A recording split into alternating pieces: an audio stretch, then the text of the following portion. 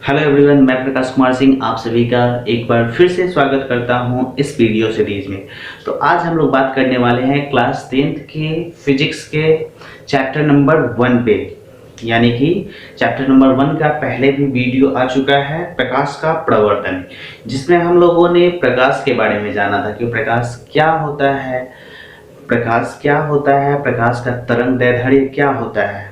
ठीक है, उसके बाद हमने देखा था कि प्रकाश क्या है, विद्युत चुंबकीय तरंग है जिसका तरंग दैर्ध्य 3500 एंगस्ट्रॉम से लेकर 7500 एंगस्ट्रॉम तक होता है। आगे हमने बात किया था प्रकाश के किरण के बारे में। ठीक है, यानी कि कौन कौन से टॉपिक पे हमने बात किया था।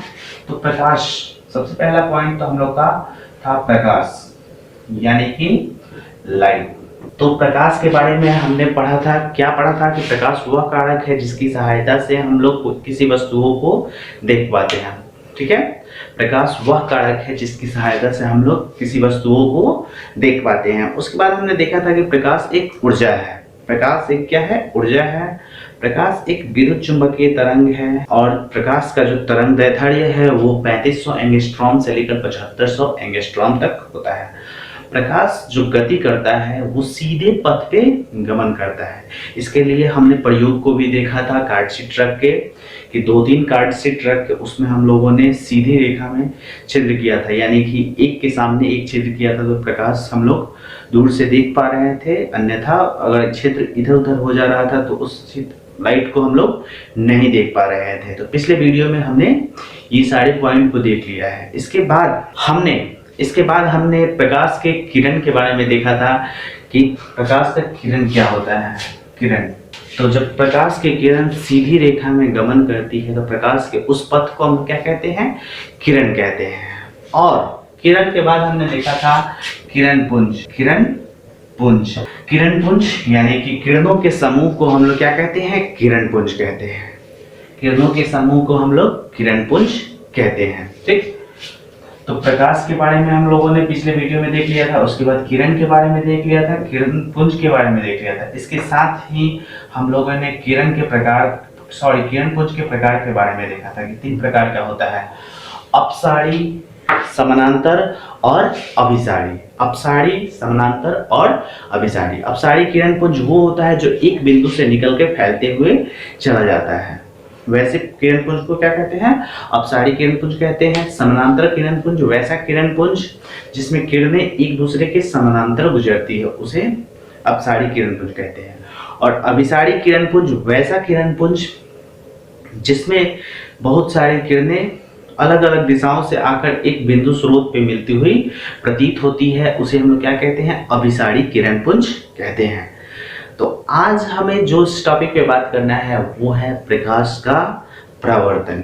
तो प्रकाश का प्रवर्तन क्या होता है तो उसे देख लेते हैं। तो प्रकाश का प्रवर्तन, प्रकाश के किसी चिकनी सतह से टकराकर लौटने की, यानी प्रकाश की किरण जिस माध्यम से आ रही है चिकनी सतह से टकराकर उसी माध्यम में पुनः वापस लौटने को क्या कहते हैं? प्रकाश का प्रवर्तन कहते हैं। पिछले वीडियो में हम लोगों ने पृथ्वीकारी सतह के बारे में देखा था, यानी कि जब प्रकाश की किरण किसी एक माध्यम से आ रही है, मान लें कि अगर माध्यम है, ये माध्यम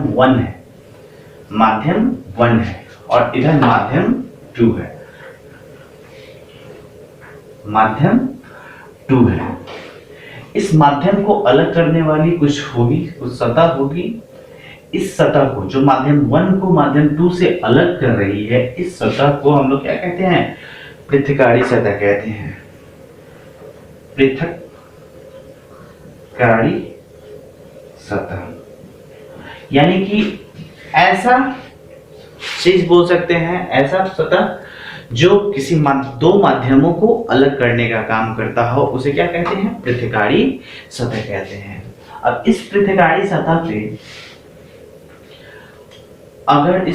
सतह पे अगर हम लोग प्रकाश की किरण को अगर डालते हैं तो यहाँ पे 3 घटनाएं होगी, जो कि पिछले वीडियो में हमने देखा था। ये किरण हो सकता है कि यहाँ से रिफ्लेक्ट करके वापस उसी माध्यम में लौट जाए।